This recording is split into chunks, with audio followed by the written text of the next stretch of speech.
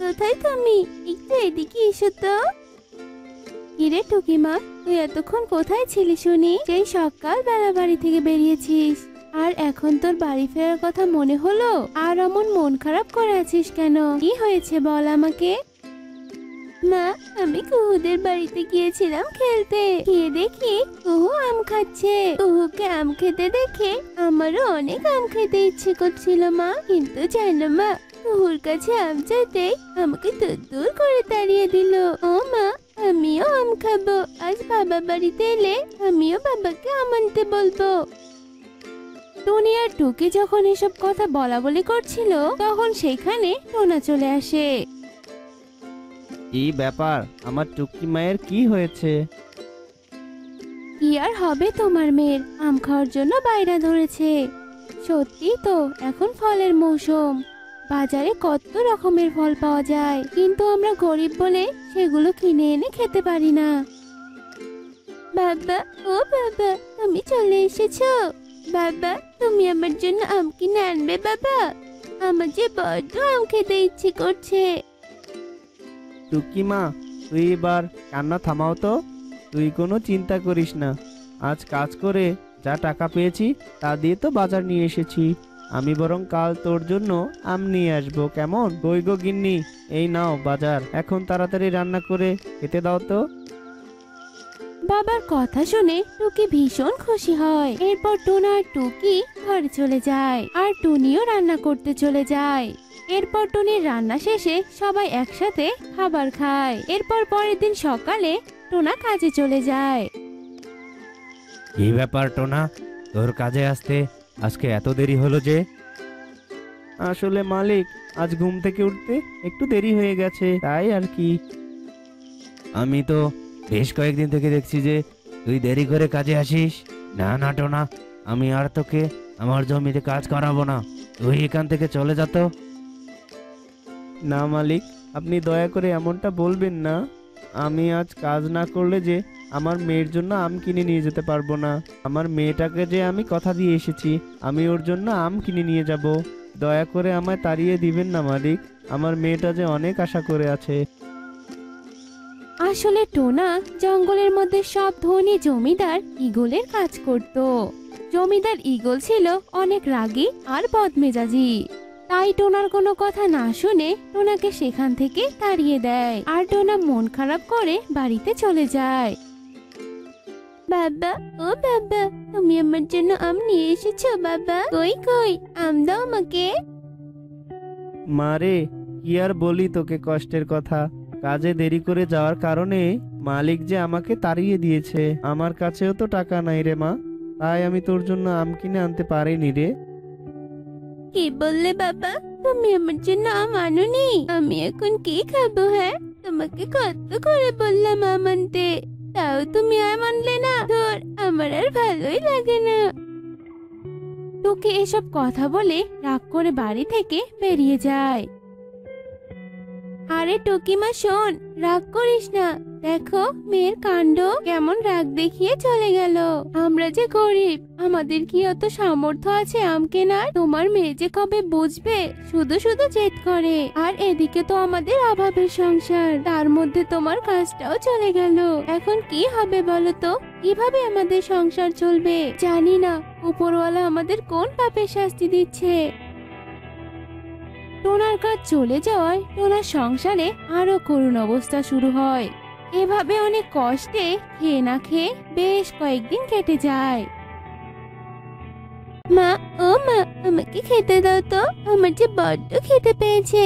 ও, খিদেতে পেটটা অনেক জ্বালা করছে। মারে, ঘরে যে কোনো খাবার নেই, কি খেতে দেই এখন আমি তোকে? আর তোর বাবাও যে কদিন ধরে কোনো কাজ খুঁজে পাচ্ছে না। শোন মা, আমি বরং তো সুখী মাসির বাড়ি থেকে কিছু খাবার ধার করে আনি। এরপর টুনি সুখী বাইরার বাড়ি থেকে খাবার ধার নিয়ে যখন বাড়িতে ফিরছিল, তখন টুনির সাথে এক বৃদ্ধা উল্লু প্যাঁচার দেখা হয়। বাচ্চা, আমাকে কিছু খেতে দিবি রে? আমি যে 3 দিন থেকে না খেয়ে আছি, আমার যে বড্ড খিদে পেয়েছে। খিদের জ্বালায় ঠিক মতো হাঁটতেও পারছি না, দয়া করে আমায় কিছু খেতে দে বাচ্চা। সত্যি আপনাকে দেখেই মনে হচ্ছে আপনি অনেক ক্ষুধার্ত। কিন্তু পেঁচা দাদা, এই খাবার তো আমি ধার করে নিয়ে এসেছি। বাড়িতে যে আমার স্বামী আর সন্তান না খেয়ে আছে, আমি তাদের ভাগের খাবার আপনাকে কিছুতেই দিতে পারবো না। আপনাকে শুধু আমার নিজের ভাগের খাবারটুকুই দিতে পারবো। এই বলে টুনি নিজের ভাগের খাবারটুকু বৃদ্ধা উল্লু পেঁচাকে খেতে দেয়, আর বৃদ্ধা উল্লু পেঁচা খাবারটুকু খেয়ে ভীষণ খুশি হয়। তোকে অনেক ধন্যবাদ রে বাছা, তুই অনেক ভালো রে। তোর নিজের খাবার তুই না খেয়ে আমাকে খেতে দিলি। সত্যি তোর মন অনেক ভালো। দেখবি উপরওয়ালা তোর অনেক মঙ্গল করবে। আর আজ খাবার খাইয়ে তুই আমার জীবন বাঁচিয়েছিস, তাই আমিও খুশি মনে তোকে ছোট্ট একটা উপহার দিতে চাই। এসব বলে বৃদ্ধা উল্লু পেঁচা একটা বীজ নিয়ে আসে, আর সেটা টনিকে দেয়। শোন বাছা, এই বীজটি কোনো সাধারণ বীজ নয়, এটা হলো এক জাদুর বীজ, বুঝলি? এই বীজ তুই বাসা নিয়ে গিয়ে মাটিতে রোপণ করবি, আর এই বীজ থেকে যে গাছ বের হবে সেই গাছে 3 ধরনের ফল ধরা থাকবে, বুঝলি? আর শোন, এই গাছের ফল কোনো দিনও শেষ হবে না, আর তোদের সংসারে অভাবও থাকবে না। এসব বলে বৃদ্ধা উল্লু পেঁচা সেখান থেকে চলে যায়, আর টুনি সেই বীজটি নিয়ে বাড়িতে ফিরে আসে আর সব কথা টোনা ও টুকিকে খুলে বলে। এরপর তারা 3 জন মিলে সেই বীজটিকে মাটিতে রোপণ করে। এরপর পরের দিন সকালে তারা দেখতে পায় সেই বীজ থেকে একটা বড় গাছ হয়েছে, আর সেই গাছে আম, আপেল আর আঙ্গুর ফল ধরা ছিল। টোনা, দেখো, 3 রকমের ফল ধরেছে। ওই বৃদ্ধা উল্লু পেঁচা সত্যি কথা বলেছে গো। হ্যাঁ টুনি, তাই তো দেখছি, সত্যি অবাক করা কাণ্ড। বাবা, মা, দেখো কত সুন্দর আম ধরেছে। কি মজা, কি মজা, আমি আম খাবো। এরপর টুনি টুকিকে আম পেড়ে দেয়, আর টুকি আনন্দের সাথে আম খেতে থাকে। টোনা, আমি বলছি কি, তুমি ফলের ব্যবসা ধরো। এসব ফল বাজারে নিয়ে গিয়ে বিক্রি করো, দেখবে আমাদের আর কোনো কিছুর অভাব হবে না গো। আমরা আমাদের মেয়েকে নিয়ে ভালোভাবেই দিন কাটাতে পারবো। এরপর টোনা টুনির কথা মতো আম, আপেল আর আঙ্গুর ফল নিয়ে ঝুড়িতে করে বাজারে বিক্রি করতে থাকে। আর ফলগুলো দেখতেও যেমন সুন্দর ছিল, তেমনি খেতেও মিষ্টি ছিল। তাই জঙ্গলের সব পাখিরাই টোনার থেকে ফল কিনতে থাকে। এরপর থেকে টোনা তার স্ত্রী আর মেয়েকে নিয়ে খুব সুখেই দিন কাটাতে থাকে। তাদের আর অভাব ছুতেই পারে না। মা, ও মা, তুমি কোথায় যাচ্ছ বলো তো? মারে, আমি দুধ বিক্রি করতে বাজারে যাচ্ছি। কেন, কিছু বলবি নাকি রে মা? হ্যাঁ মা, আমার খাতা কলম শেষ হয়ে গেছে। তুমি বাড়িতে ফেরার সময় আমার জন্য কিছু খাতা কলম নিয়ে এসো, কেমন?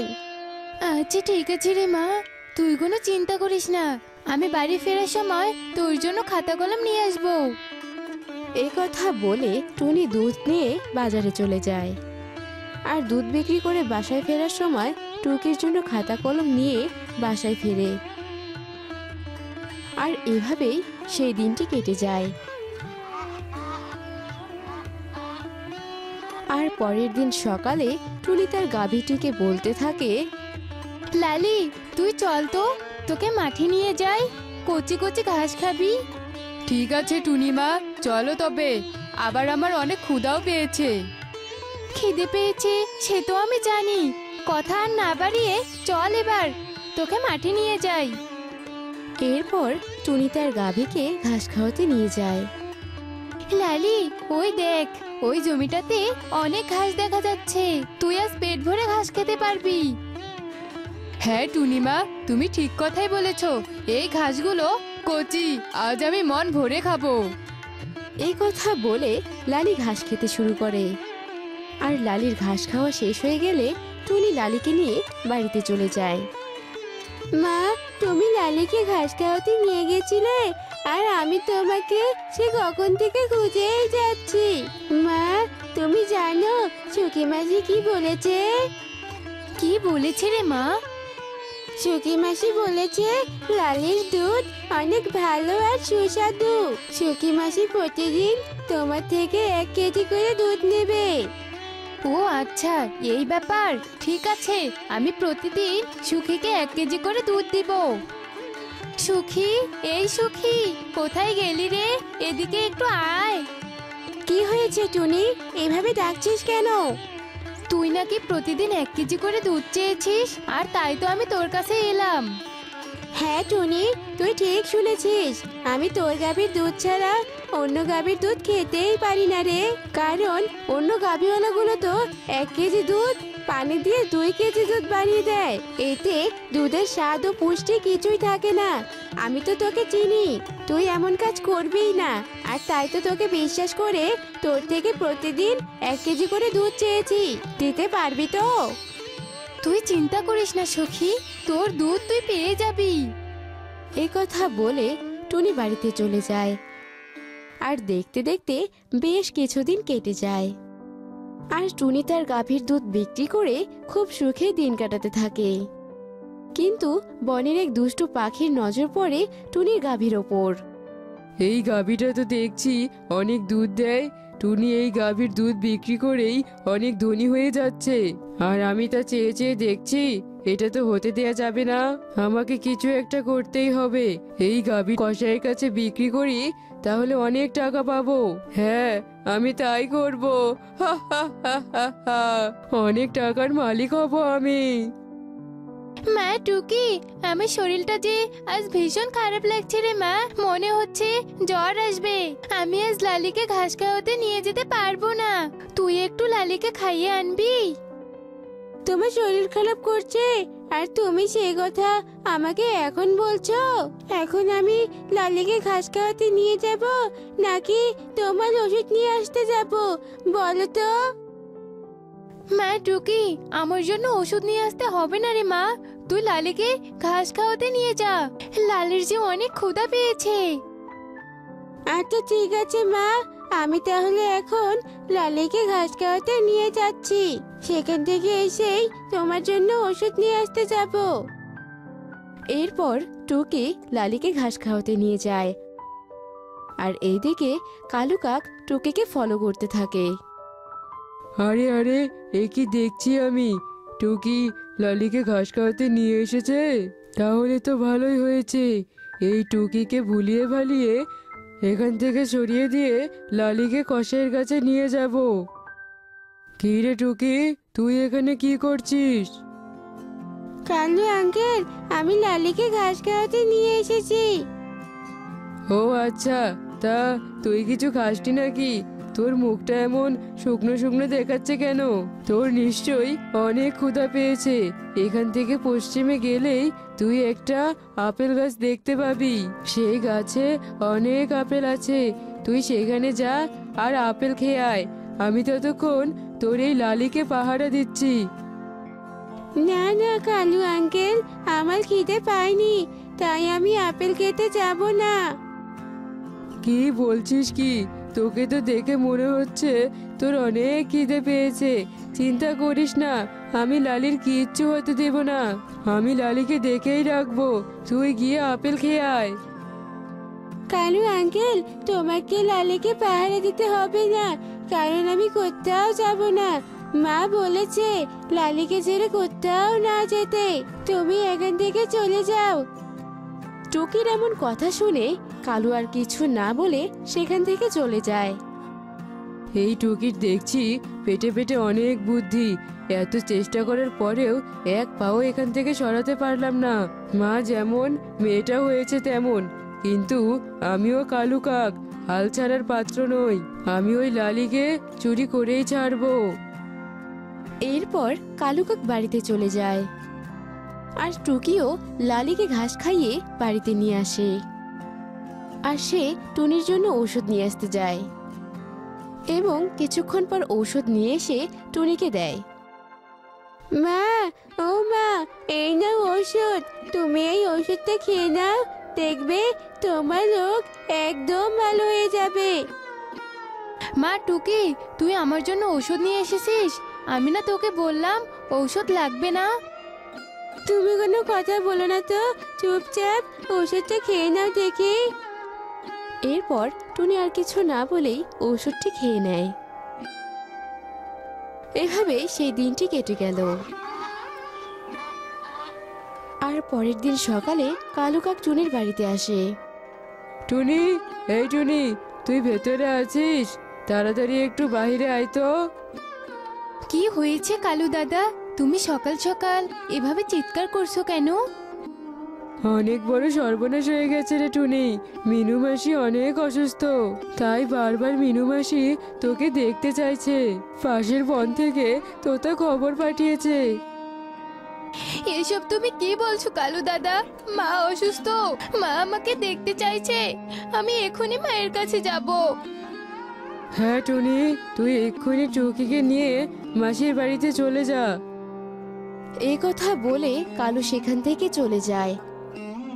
আর টুনি টুকিকে বলতে থাকে, মা টুকি, তোর ঠাম্মাকে দেখতে যেতে হবে। তুই তাড়াতাড়ি রেডি হয়ে নে রে মা। কিন্তু পাশের বন তো অনেকটা দূরে, গাড়িও তো পাওয়া যাবে না। তাহলে আমরা এতটা পথ যাব কিভাবে? আমি তো কিছুই বুঝতে পারছি না রে মা। টুনিমা, তুমি কোনো চিন্তা করো না। তুমি আর টুকি মিলে আমার পিঠে চড়ে বসো, আমি তোমাদেরকে পৌঁছে দিচ্ছি।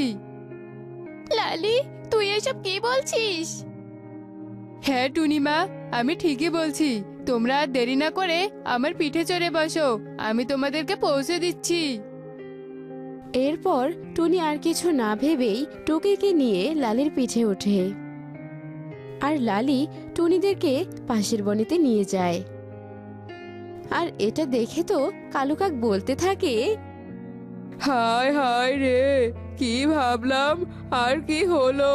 ভেবেছিলাম টুনি ওর মেয়ে টুকিকে নিয়ে পাশের বনে যাবে, আর এই সুযোগে আমি ওর গাভী লালিকে চুরি করব।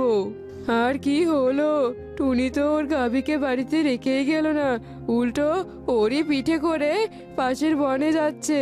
চালাকি করে টুনিকে পাশের বনে পাঠিয়ে আমার কি উপকার হলো? দূর দূর, আর ভালোই লাগে না। অন্যকে বোকা বানাতে গিয়ে আমি নিজেই বোকা হয়ে গেলাম।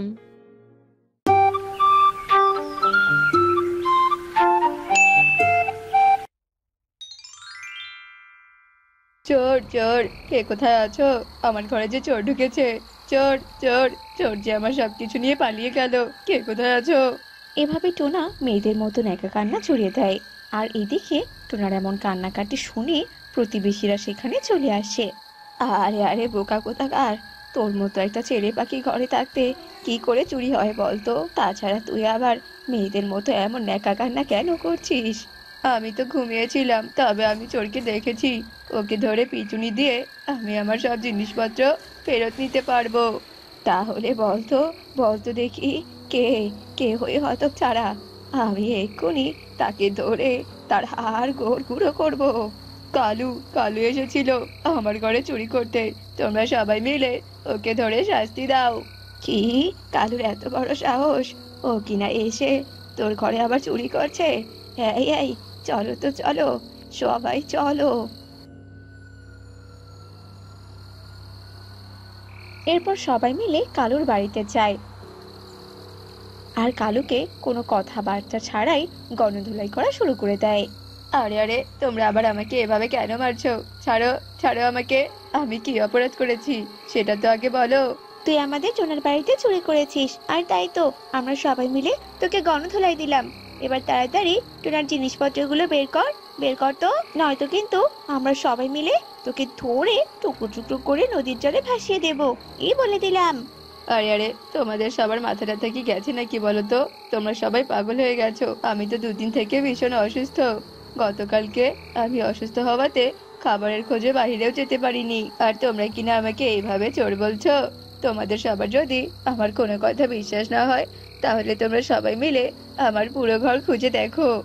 এরপর সবাই মিলে কালুর পুরো ঘর তন্ন তন্ন করে খোঁজে, কিন্তু কেউই কোনো কিছু আর খুঁজে পায় না। আমরা তো আজকে কোনো জিনিসই খুঁজে পেলাম না, কিন্তু কখনো যদি আমরা সবাই কোনো প্রমাণ পাই, তবে কিন্তু তোকে পুলিশের হাতে তুলে দেব, এই বলে রাখলুম। এরপর সবাই মিলে সেখান থেকে চলে আসে। এভাবেই রাত পেরিয়ে ভোর হয়ে আসে।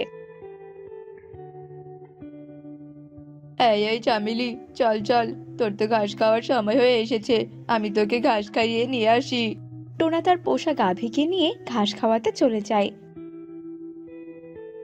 এদিকে রাজদরবারে রাজা তার মেয়েকে নিয়ে ভীষণ দুশ্চিন্তায় পড়ে যায়।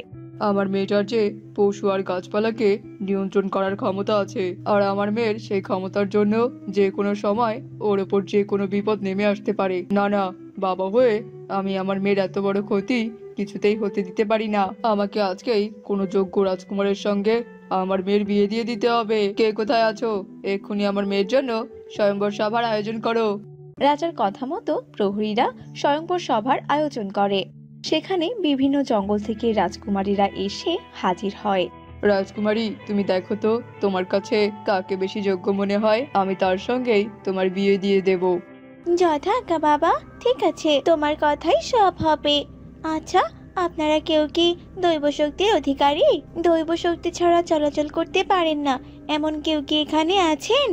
আমি আছি রাজকুমারী, তুমি আমার কাছে এলে আমি তোমাকে সব শক্তি দিয়ে পরিপূর্ণ করে রাখবো।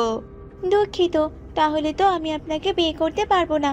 আমি তাকে বিয়ে করব যার প্রতি আমার মন দুর্বল হয়ে যাবে।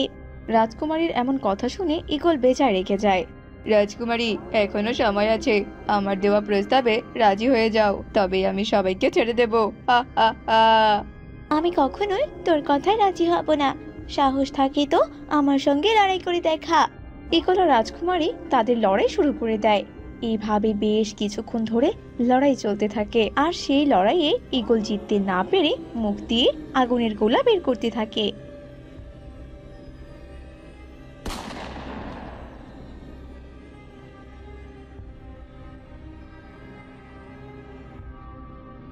রাজকুমারীর প্রিয় গাছটাকে তো আমি নিতেই পারলাম না, তবে তাতে কি হয়েছে, রাজকুমারীর প্রিয় গাছটাকে তো আমি তার থেকে দূরে সরিয়ে দিতে পেরেছি।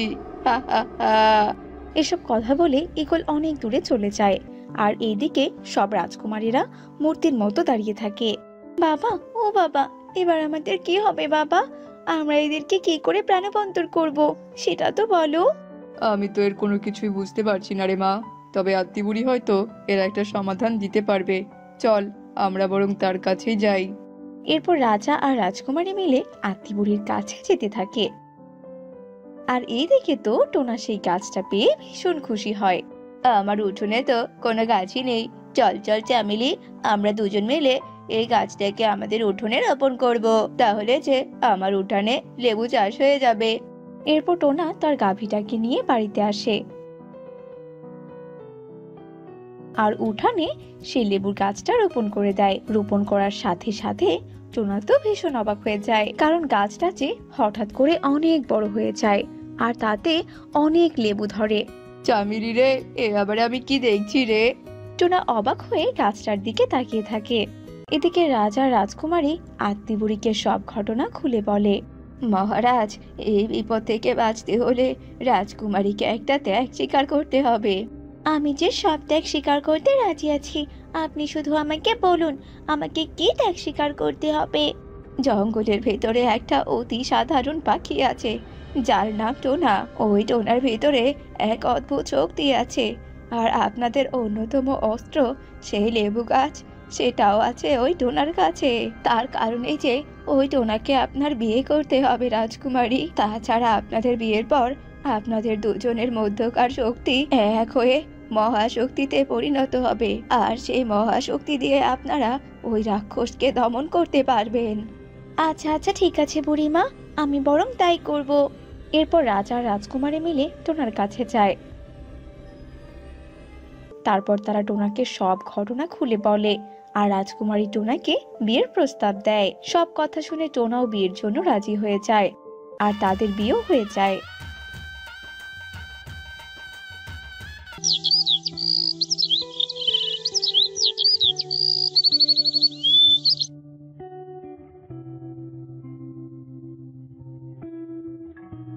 রাজকুমারীকে আমি বলেছিলাম আমার হতে, কিন্তু রাজকুমারী তুই কিনা আমার হলি না, আর আমার শক্তিও অর্জন করা হলো না। তবে হ্যাঁ, আমার যখন শক্তি অর্জন করাই হলো না, তবে তো তোকে আর বাঁচিয়ে রেখে আমার কোনো লাভ নেই। টোনা, টোনা আর দাঁড়িয়ে থেকো না, আক্রমণ করো, আক্রমণ করো ওই রাক্ষসকে। তিনজন মিলে বেশ কিছুক্ষণ লড়াই করতে থাকে। আর লড়াই করতে করতে এক পর্যায়ে রাক্ষসের ডানা ভেঙে যায়, তার শক্তি কমে গিয়ে দুর্বল হয়ে সে মাটিতে লুটিয়ে পড়ে। এটা তোরা একদম ঠিক করলি না, আমাকে বিনাশ করে একদম ঠিক করলি না। আমি আবারও আসবো। এসব কথা বলতে বলতে রাক্ষস ঈগল অদৃশ্য হয়ে যায়, আর এদিকে সমস্ত মূর্তিগুলো আবারও প্রাণবন্ত হয়ে পড়ে। এরপর রাজকুমারী টোনাকে নিয়ে প্রাসাদে ফিরে যায়। তারপর থেকে সবাই মিলে সুখে শান্তিতে বসবাস করতে থাকে।